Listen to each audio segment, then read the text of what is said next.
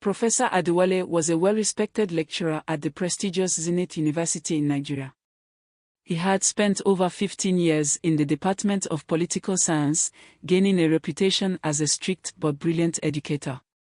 However, behind the facade of academic excellence, a dark secret lurked, one that would soon lead to his downfall. Adewale had not always been the corrupt figure he became. As a young idealistic lecturer, he had once been passionate about education and the pursuit of knowledge. Growing up in a modest family, he had worked tirelessly to achieve academic success, believing that knowledge was the great equalizer. When he first joined Zenith University, he was determined to bring positive change, guiding students with integrity and fairness. However, the realities of academia soon crushed his idealism. Low salaries, bureaucratic frustrations, and the pressure to maintain financial stability in a rapidly deteriorating economy made him vulnerable. Adewale's first brush with corruption came when a desperate student, failing his course, offered him a bribe to pass. At first, he rejected such offers, but as the years passed, he began to see the financial benefits of bending the rules. What began as small favors, accepting money in exchange for grades, escalated into something much darker, using his position to exploit female students for personal pleasure. Adewale justified his actions to himself. Everyone does it, he thought. He convinced himself that the students who participated were willing and that he was merely providing an alternative path to success.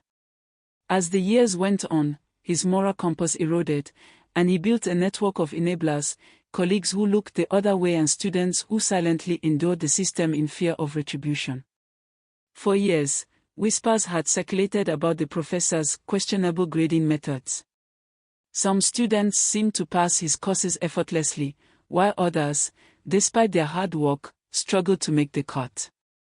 The truth was that Adewale had established a corrupt system where female students could exchange sexual favors for good grades. Those who refused were met with an almost insurmountable academic barrier. Amoka, a final-year student determined to graduate with honors, was one such student. She had consistently performed well in all her courses except for one, Professor Adewale's. Despite studying diligently and attending every lecture, she found herself barely scraping by in his class. When she approached him to inquire about her poor grades, he smiled knowingly and invited her to his office after hours. That evening, as Amoka sat nervously in the dimly lit office, Professor Adewale leaned forward and spoke in a low voice. "Amoka, you're a smart girl, but you know how things work around here. A little cooperation can go a long way in securing your future." Amoka was appalled. She had heard rumors, but to experience it firsthand left her shaken. She refused his advances and walked out, vowing to expose him. Realizing the growing threat Amoka posed, Adewale sprang into action. He began doctoring records, modifying academic results, and deleting emails that could serve as evidence against him.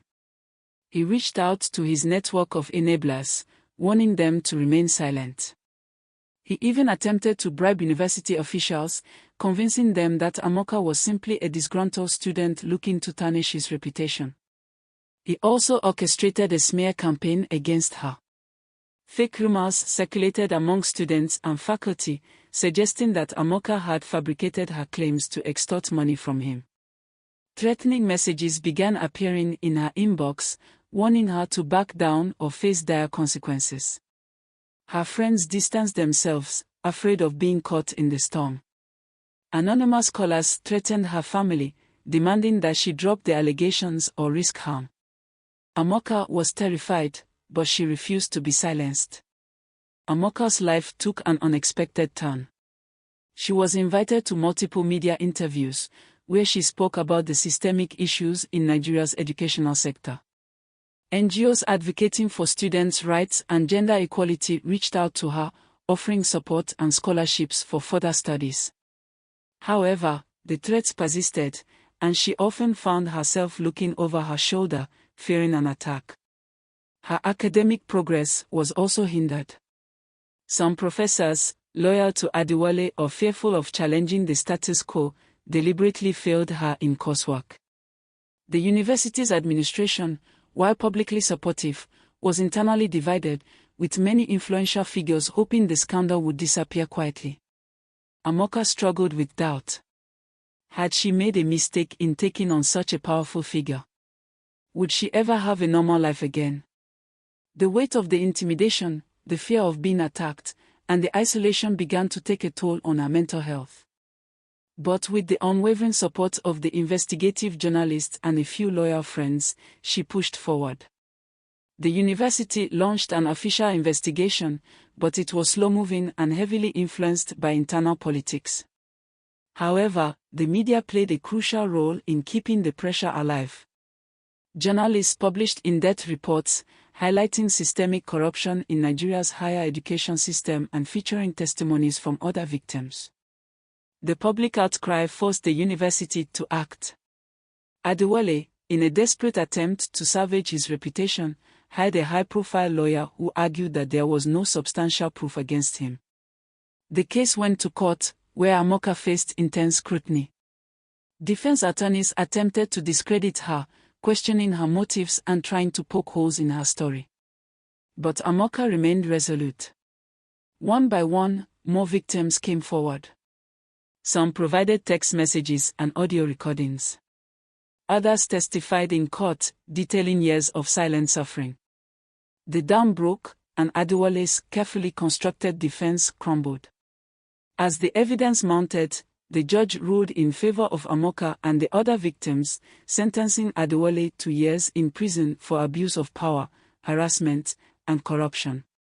Amoka graduated with honors and used her platform to advocate for policies that would protect students from exploitation.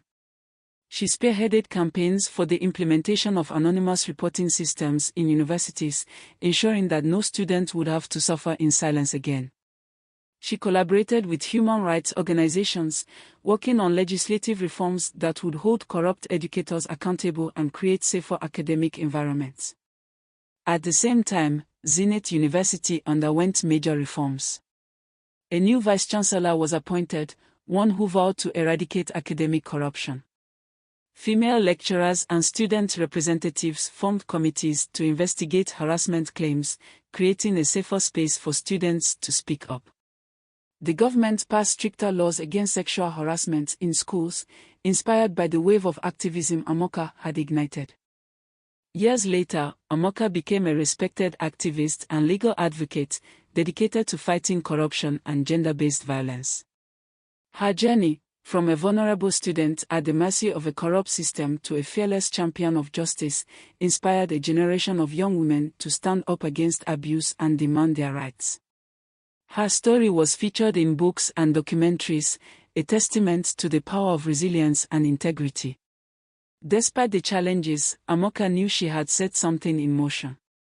More students came forward to report injustices.